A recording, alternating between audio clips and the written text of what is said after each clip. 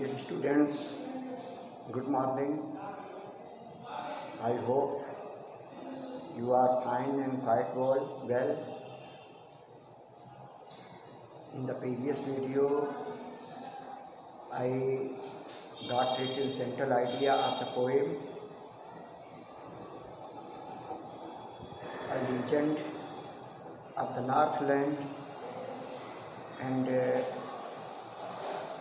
before it, I was continuing to teach you from first stanza to eighth stanzas in the previous videos.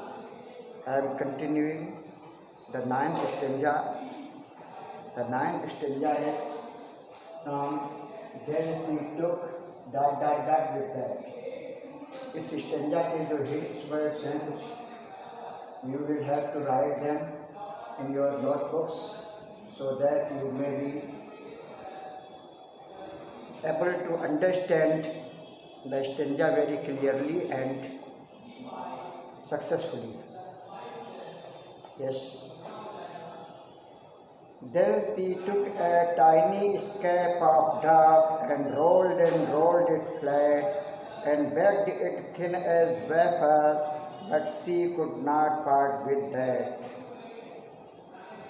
उस lady ने क्या किया, जो छोटे कद की महिला जो रोटी बेल रही थी, सेक रही थी, उसी समय संत महात्मा जो व्रत रखे हुए थे, भूखे थे, उन्होंने जब रोटी मांगी उससे, तो उसने बहुत ही अपनी जो गुथे हुए आटे से एक टिनी इसके बाद डब एक छोटी सी लोई बनाई एंड रोल्ड इट फ्लैट, और उसको बेल करके बहुत पतला कर दिया and baked it thin as a wafer, और उसको बहुत ही पतला सा, बहुत पतली रोटी के रूप में उसको सेका.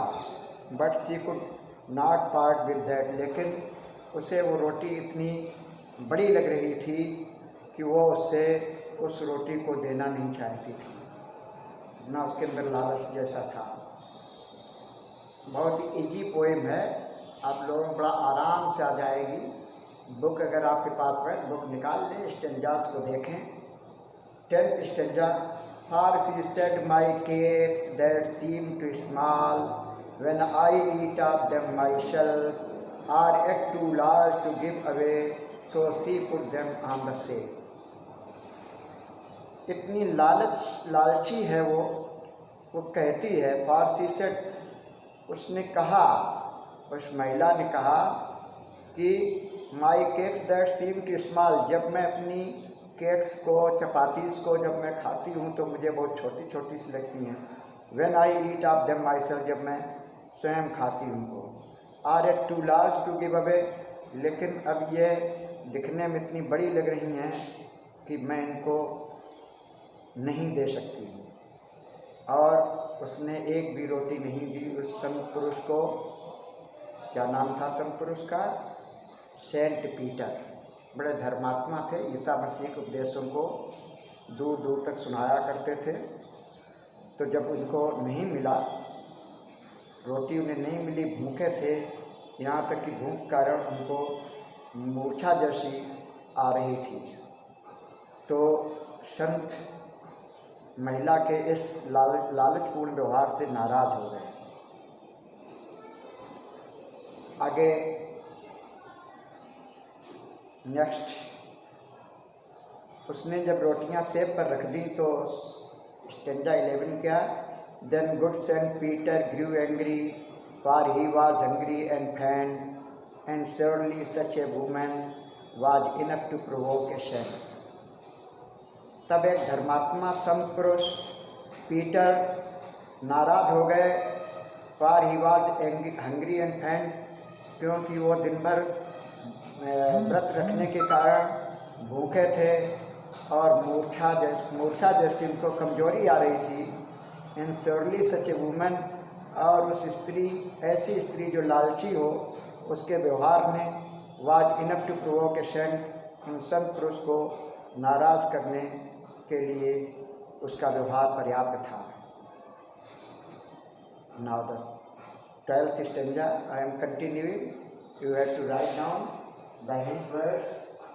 Hint words you have to write down. Hint words as difficult words. There are not so many difficult words. That's why you have to write them and learn them, so that you may easily understand the explanation of all the lines and all the stanzas. And he said, you are far too selfish to dwell in a human form, to have both food and shelter and fire to keep you warm.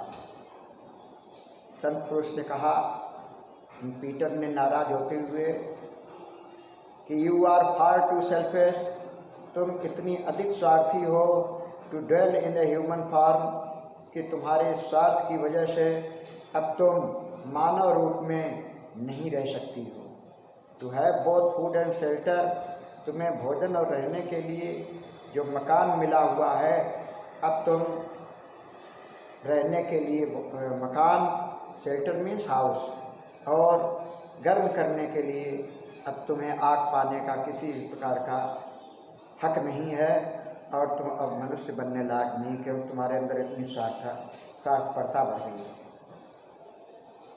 Dear students, I will meet you with the remaining stanzas in the next video. Till then, goodbye. Have a nice day.